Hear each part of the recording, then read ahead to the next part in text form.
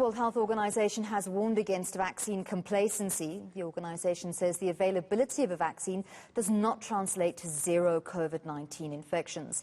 Its warning comes as several countries prepare for the approval and rollout of vaccines that have been proven effective in trials. 51 vaccines are currently being tested, with 13 of those reaching the final testing stages. But the WHO is saying vaccines won't be a magic bullet against the virus. Britain has become the first Western country to approve an inoculation for general use.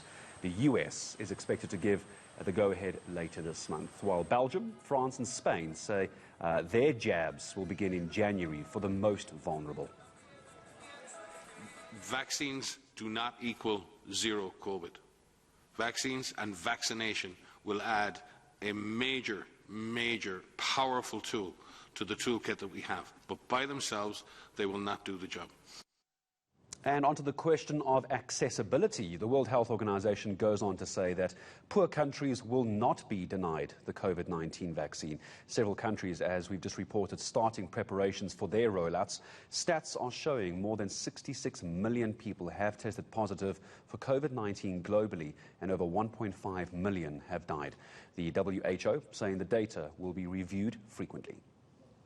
Not only reviewing the data now, but continuing to review the data is critical.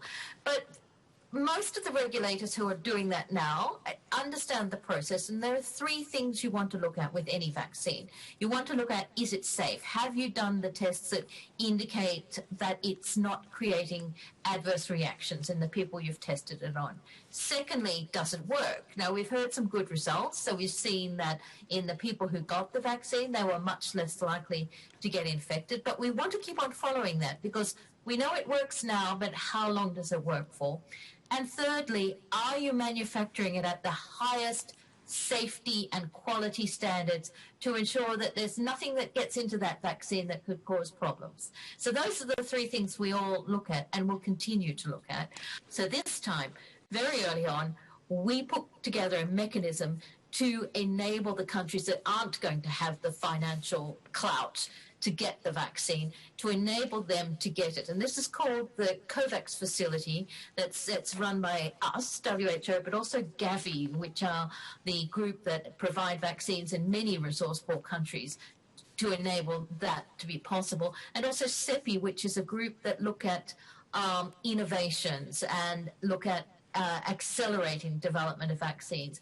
And so we have, through this facility called the COVAX facility, and more than most countries have joined up to that facility that covers 90% of the world's population.